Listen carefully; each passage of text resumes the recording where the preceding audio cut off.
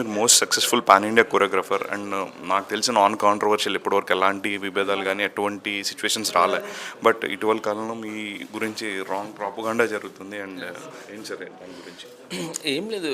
ఇప్పుడు ఒక పార్టీలో వెళ్ళాను కాబట్టి ఖచ్చితంగా అంటే ఇప్పుడు దాకా నేను ఏ పార్టీలో లేను కాబట్టి నా గురించి అందరూ ఇష్టపడేవాళ్ళు.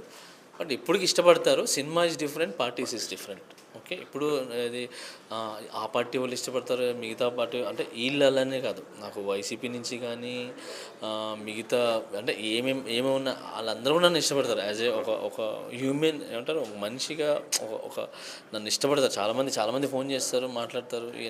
That is different, this is different. Election time వచ్చింది, ఆ టైంలో మాట్లాడుకున్నాం, ఆ టైంలో జరిగింది. మేము గెలవాలని చెప్పి అయిపోయింది. ఇప్పుడు నేను యాజ్ ఏ ఒక అది జనసేన ఒక సైనికుడిగా నేను చెప్పేది ఒకటే. అంటే మీరు ఇది ఎత్తారు కాబట్టి చెప్తున్నా. ఇప్పుడు నేనున్నాను సార్, నేను ఒకరిని ఇష్టపడతాను, వాళ్ళు గెలిస్తే మా ఊర్లో నేను ఈ పనులు చేయించుకుందాం, ఆ ఎమ్మెల్యే గెలిస్తే అనుకుంటాం. ఓకే, అలాగా అవతల కూడా అనుకుంటారు. సో అనుకున్నప్పుడు నేను అనుకున్న వ్యక్తి గెలవలేదని అనుకోండి, వేరే వాళ్ళు వచ్చారనుకోండి, అరే నేను మా వాడు రాలేదని చెప్పి వదిలి వెళ్ళిపోకుండా ఎవరైతే గెలిచారో నువ్వు ఏం పనులు చేయించుకోవాలనుకున్నావు మీ ఊరికి, ఆ వ్యక్తితో చేయించుకోండి అంటున్నా.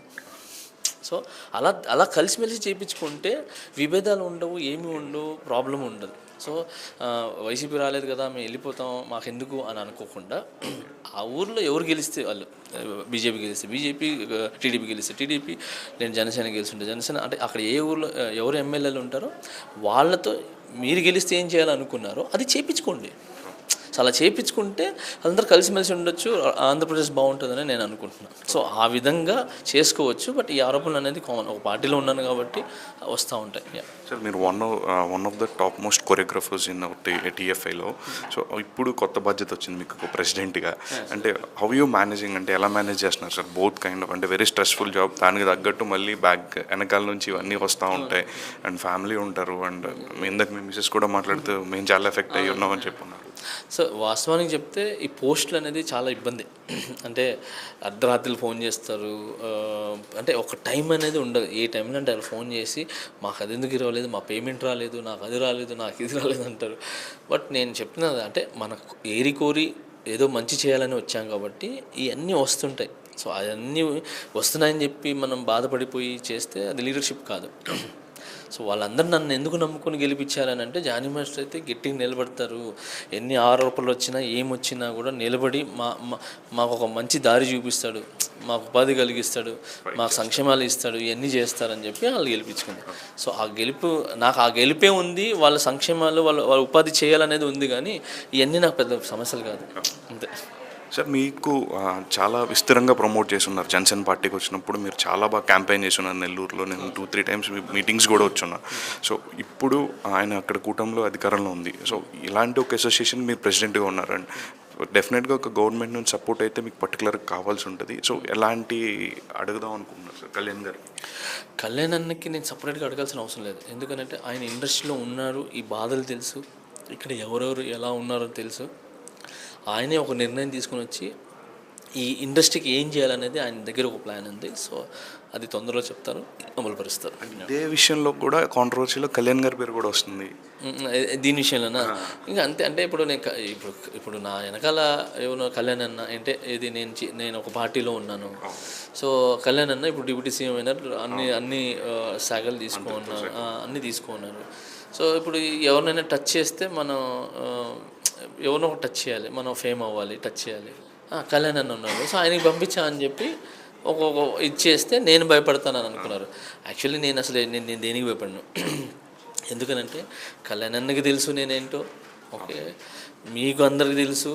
అది నేను న్యాయంగానే ఉంటాను, ఫస్ట్ నుంచి నేను అలానే ఉన్నాను, ఇప్పుడు అలానే ఉంటాను, ఇక ముందు కూడా తప్పని ఎత్తి చూపిస్తాను. అంతే సార్. రానున్న రోజుల్లో మనకి ఆల్రెడీ సీఎం ఎలక్షన్స్ అయిపోయాయి, నెక్స్ట్ పంచాయతీలు కావచ్చు, లేకపోతే మున్సిపల్ ఎలక్షన్స్ కావచ్చు, అండ్ నెల్లూరు నుంచి కంటెస్ట్ చేసే ఎక్స్పెక్టేషన్ అంటే ఏం లేదు. నేను ఏదైనా కూడా మా అధినేత పవన్ కళ్యాణ్ గారు నాకు ఏ ఆదేశాలు ఇస్తారో దాన్ని కట్టుబడి ఉంటాను, దాన్ని పట్టుకొని ముందుకెళ్తాను. ఇదే విషయంలో కూడా కాంట్రవర్సీలో కళ్యాణ్ గారి పేరు కూడా వస్తుంది. దీని విషయంలోనా ఇంకా అంతే. అంటే ఇప్పుడు నేను ఇప్పుడు నా వెనకాల ఏమన్నా కళ్యాణ్ అన్న అంటే ఇది నేను ఒక పార్టీలో ఉన్నాను. సో కళ్యాణ్ అన్న ఇప్పుడు డిప్యూటీ సీఎం అయినారు, అన్ని శాఖలు తీసుకున్నారు, అన్నీ తీసుకున్నారు. సో ఇప్పుడు ఎవరినైనా టచ్ చేస్తే మనం ఎవరినో ఒక టచ్ చేయాలి, మనం ఫేమ్ అవ్వాలి, టచ్ చేయాలి. కళ్యాణ్ అన్న ఉన్నారు, సో ఆయనకి పంపించా అని చెప్పి ఒక్కొక్క ఇది చేస్తే నేను భయపడతానని అనుకున్నారు. యాక్చువల్లీ నేను అసలు నేను దేనికి భయపడను. ఎందుకనంటే కళ్యాణ్ అన్నకి తెలుసు నేనేంటో, ఓకే, మీకు అందరికి తెలుసు. అది నేను న్యాయంగానే ఉంటాను, ఫస్ట్ నుంచి నేను అలానే ఉన్నాను, ఇప్పుడు అలానే ఉంటాను, ఇక ముందు కూడా తప్పని ఎత్తి చూపిస్తాను. అంతే సార్. రానున్న రోజుల్లో మనకి ఆల్రెడీ సీఎం ఎలక్షన్స్ అయిపోయాయి, నెక్స్ట్ పంచాయతీలు కావచ్చు, లేకపోతే మున్సిపల్ ఎలక్షన్స్ కావచ్చు, అండ్ నెల్లూరు నుంచి కంటెస్ట్ చేసే ఎక్స్పెక్టేషన్ అంటే ఏం లేదు. నేను ఏదైనా కూడా మా అధినేత పవన్ కళ్యాణ్ గారు నాకు ఏ ఆదేశాలు ఇస్తారో దాన్ని కట్టుబడి ఉంటాను, దాన్ని పట్టుకొని ముందుకెళ్తాను. అరే నేను మా వాడు రాలేదని చెప్పి వదిలి వెళ్ళిపోకుండా ఎవరైతే గెలిచారో నువ్వు ఏం పనులు చేయించుకోవాలనుకున్నావు మీ ఊరికి ఆ వ్యక్తితో చేయించుకోండి అంటున్నా. సో అలా కలిసిమెలిసి చేయించుకుంటే విభేదాలు ఉండవు, ఏమి ఉండవు, ప్రాబ్లం ఉండదు. సో వైసీపీ రాలేదు కదా మేము వెళ్ళిపోతాం మాకెందుకు అని అనుకోకుండా ఆ ఊర్లో ఎవరు గెలిస్తే వాళ్ళు, బీజేపీ గెలిస్తే బీజేపీ, టీడీపీ గెలిస్తే టీడీపీ, నేను జనసేన గెలుస్తుంటే జనసేన, అంటే అక్కడ ఏ ఊర్లో ఎవరు ఎమ్మెల్యేలు ఉంటారో వాళ్ళతో మీరు గెలిస్తే ఏం చేయాలనుకున్నారో అది చేయించుకోండి. సో అలా చేయించుకుంటే అందరూ కలిసిమెలిసి ఉండొచ్చు, ఆంధ్రప్రదేశ్ బాగుంటుందని నేను అనుకుంటున్నాను. సో ఆ విధంగా చేసుకోవచ్చు. బట్ ఈ ఆరోపణలు అనేది కామన్, ఒక పార్టీలో ఉన్నాను కాబట్టి వస్తూ ఉంటాయి. సార్ మీరు one of the top most choreographers in టీఎఫ్ఐలో. సో ఇప్పుడు కొత్త బాధ్యత వచ్చింది మీకు ప్రెసిడెంట్గా. అంటే హౌ యూ మేనేజింగ్, అంటే ఎలా మేనేజ్ చేస్తున్నారు సార్? బోత్ కైండ్ ఆఫ్, అంటే వెరీ స్ట్రెస్ఫుల్ జాబ్, దానికి తగ్గట్టు మళ్ళీ బ్యాక్ వెనకాల నుంచి ఇవన్నీ వస్తూ ఉంటాయి, అండ్ ఫ్యామిలీ ఉంటారు, అండ్ ఇందాక మీ మిసెస్ కూడా మాట్లాడుతూ మేము చాలా ఎఫెక్ట్ అయ్యి ఉన్నామని చెప్పున్నారు. సో వాస్తవానికి చెప్తే ఈ పోస్టులు అనేది చాలా ఇబ్బంది. అంటే అర్ధరాత్రులు ఫోన్ చేస్తారు, అంటే ఒక టైం అనేది ఉండదు. ఏ టైంలో అంటే వాళ్ళు ఫోన్ చేసి మాకు అది ఎందుకు రాలేదు, మా పేమెంట్ రాలేదు, నాకు అది రాలేదు, నాకు ఇది రాలేదు అంటారు. బట్ నేను చెప్తున్నది అంటే మనకు కోరి ఏదో మంచి చేయాలని వచ్చాం కాబట్టి ఇవన్నీ వస్తుంటాయి. సో అవన్నీ వస్తున్నాయని చెప్పి మనం బాధపడిపోయి చేస్తే అది లీడర్షిప్ కాదు.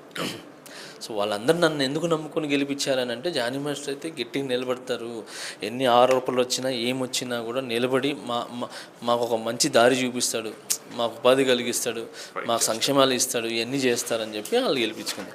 సో నాకు ఆ గెలిపే ఉంది, వాళ్ళ సంక్షేమాలు వాళ్ళ ఉపాధి చేయాలనేది ఉంది, కానీ ఇవన్నీ నాకు పెద్ద సమస్యలు కాదు. అంతే సార్. మీకు చాలా విస్తరంగా ప్రమోట్ చేస్తున్నారు. జనసేన పార్టీకి వచ్చినప్పుడు మీరు చాలా బాగా క్యాంపెయిన్ చేస్తున్నారు నెల్లూరులో. నేను 2-3 టైమ్స్ మీటింగ్స్ కూడా వచ్చున్నా. సో ఇప్పుడు ఆయన అక్కడ కూటమిలో అధికారంలో ఉంది. సో ఇలాంటి ఒక అసోసియేషన్ మీరు ప్రెసిడెంట్గా ఉన్నారు, అండ్ డెఫినెట్గా ఒక గవర్నమెంట్ నుంచి సపోర్ట్ అయితే మీకు పర్టికులర్గా కావాల్సి ఉంటుంది. సో ఎలాంటి అడుగుదాం అనుకుంటున్నారు సార్ కళ్యాణ్ గారికి? కళ్యాణ్ అన్నకి నేను సపరేట్గా అడగాల్సిన అవసరం లేదు. ఎందుకంటే ఆయన ఇండస్ట్రీలో ఉన్నారు, ఈ బాధలు తెలుసు, ఇక్కడ ఎవరెవరు ఎలా ఉన్నారో తెలుసు. ఆయనే ఒక నిర్ణయం తీసుకుని వచ్చి ఈ ఇండస్ట్రీకి ఏం చేయాలనేది ఆయన దగ్గర ఒక ప్లాన్ ఉంది. సో అది తొందరలో చెప్తారు, అమలు పరుస్తారు.